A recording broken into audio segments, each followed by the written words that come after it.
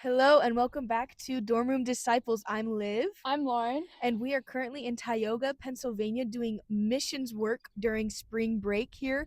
What kind of missions work are we doing, Lauren? We are doing disaster relief. A flood hit about a year and a half ago, I think, or a series of floods. There's been like two or three, and a lot of the families we're serving have not had the funds or abilities to clean out their spaces, whether it's their basement, garages, backyards, whatever it is. We're kind of cleaning up muddy stuff, waterlogged clothes, whatever it is, and just restoring their dignity and giving them a chance to have that space back that they haven't had yet. So Yeah, and we're here with a team of college Christian students, which is why this episode we're going to be interviewing them. We're going to be asking them a series of questions to get their perspective on what being a Christian in college is like, so that you guys are not just hearing from us, but are hearing from other people as well. So make sure to keep watching to hear the answers to those questions. let's go. Let's go.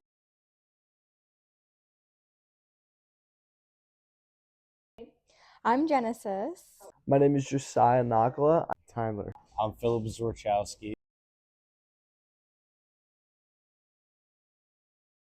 It's hard in all caps because you're going to meet a lot of people and they're not going to be Christian. They're not going to be even religious.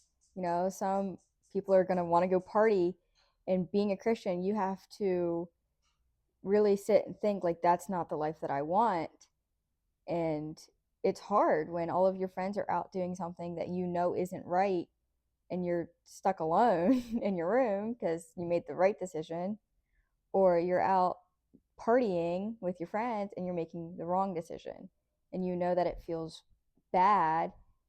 And it's hard being in that situation when you don't have a support system as soon as you get to college. I'm a freshman.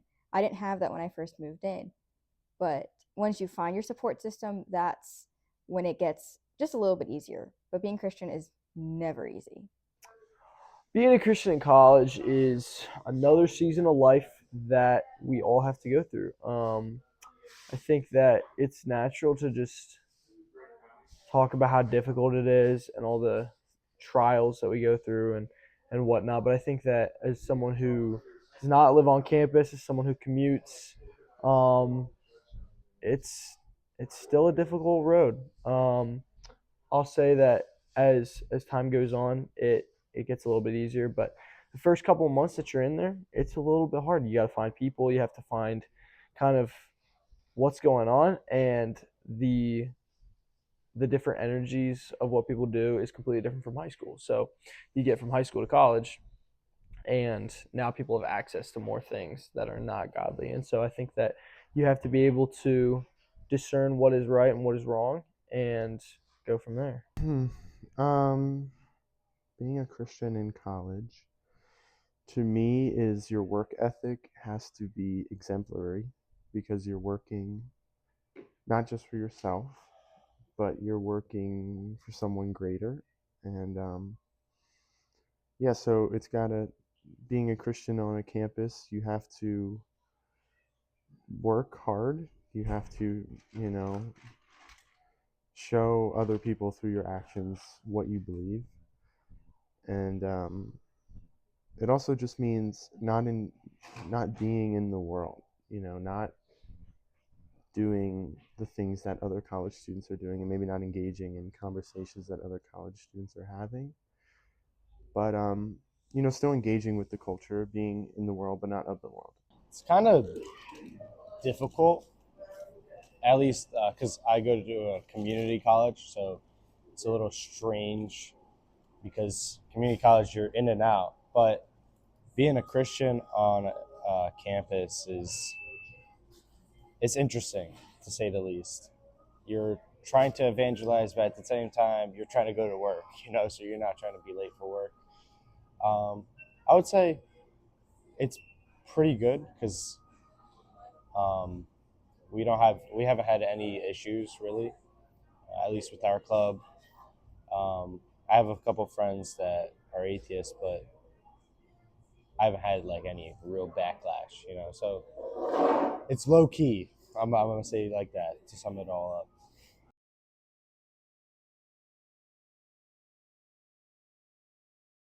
one of the most beneficial things for my faith walk is community. It's always helpful to be around other Christians, some older, some younger, some the same age, just so then you can get different perspectives and you get to like understand sometimes the Bible better. Like for me, that's a weak point in my faith, but I surround myself with people who are much more knowledgeable, and then I get to grow in that area. One of the biggest things that's helped me in my faith has been having some pretty good mentors who have helped me in my walk, who have helped really just with the process of trusting God. I think that when I was able to fully surrender my life to Christ and really just let go of all the things that were not bringing me closer to Him, that was the turning point because it allowed me to have deeper affection with Christ. So I think that that's one of the closest things, one of the best things that you can have is things that make you a little bit uncomfortable will ultimately pull you in the right direction. A lot of my faith walk has it's been helped greatly by missions trips, servitude, volunteering at church, also just having mentors. Lots of godly men are pouring into my life at my home church. So I think that's very vital to my success and my growth spiritually.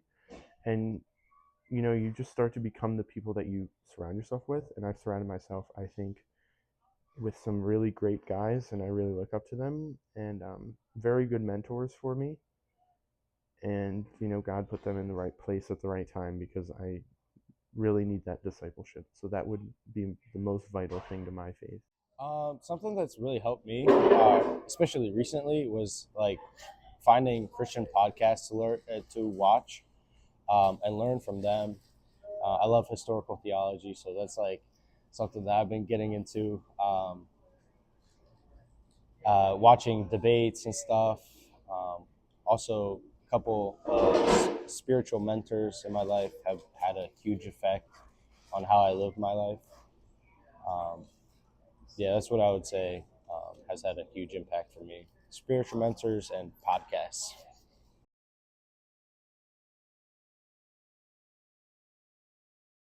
You're kind of just existing almost. Like you're not being a part of what's going on in the world, but you know about it. The best analogy that I can think of, if you've ever watched The Chosen and the intro to that, if you've ever watched the intro, it's just a bunch of little gray fish swimming around, but then the blue fish are actually swimming the opposite direction. And when you sit and think on that, they're all fish and they're all swimming, but the blue fish are just swimming a different way as the gray fish, but they're all there together. And so they're still part of that world, but they're not of it. They're not a part of what's going on. They're just there. To be in the world is to live amongst everybody else and to live a life that you're gonna face different different kinds of things. To be of the world is to give into a lot of those same things that a lot of other people do. So I think to be in the world but not of the world is to live your life the same way, but with a deeper purpose and knowing that and living by that. And I think that if you are able to really hold on to the things that are true and good, if you're able to keep Christ at the center of your life, you're going to be living your life just like everybody else, but you're going to be fighting for something that's deeper. And if you are able to fight well for the thing that's deeper, people are going to see that. And people are going to want to know what it is that you have that they don't, that makes you so energetic, so full of life, because they don't have that. A lot of people don't. And so when they see that, they're going to want it, and they might ridicule you for it because they'll realize that what you have is actually something that they are too proud to give up. You're on this earth, so you're supposed to interact with other human beings. We're social creatures. But I think not being of the world would be not maybe, I mean, simply not doing what other college students are doing, like, not giving into drugs, not having premarital sex, not doing those types of things that are so prevalent on our campuses, and also not having the same maybe ideologies or same mindsets as other people. Like, most people on campus are just there. Like, they don't really see how important this time is, and maybe being in not of the world is, seeing that this is a time that God has put you in. And so don't just have the same mindset as everyone else. Like, this is just college. You have to do it to get a job. Like, no, this is formational time in your life. And if it gets a job, great. If it gets a job that, isn't in your major, great, because God put you there. For me specifically, to look like a Christian, but not to be of the world. Um, I don't know. I feel like a lot of nowadays it's like really toxic, and it's really easy to be toxic, and you can hit someone where it hurts, and it will feel good in the moment. But to be a Christian is to not do that, right? It's like you turn the other cheek, right? Someone does you wrong, and you just let it drop. You don't pursue it, and it's something that like, not even with worldly people, but even amongst Christians, it's hard to practice that. That's what it's looks like for me, and something that I've been like kind of working on for sure.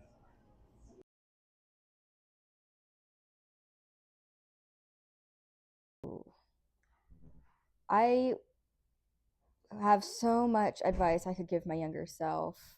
Honestly, if I could sit down and just talk with her for an hour, it wouldn't cover it. But the biggest piece of advice I would have to give myself is be yourself. Like, don't be afraid to step outside your comfort zone, because that's where you're going to grow. And it's going to suck, but you're going to do it, and you're going to actually fall in love with some of the craziest things. And you're going to just be happy that you did step out of your comfort zone. Guard your heart. When I was in earlier high school, I was not really.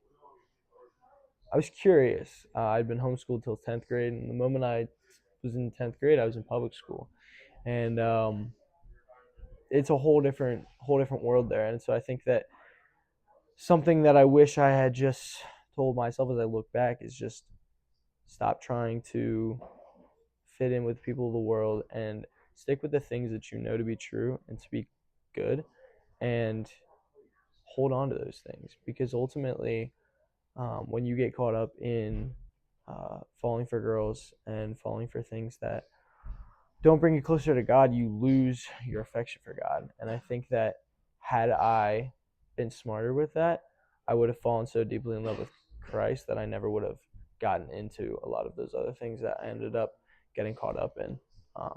So yeah, guard your heart and seek Christ always.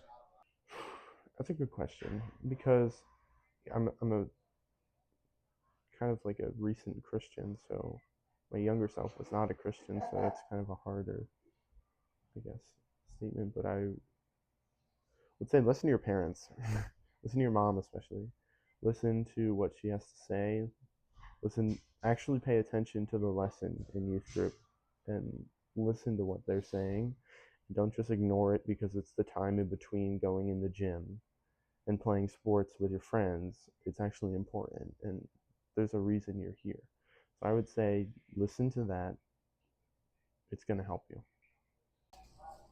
You need the hard times because they will make you a better person.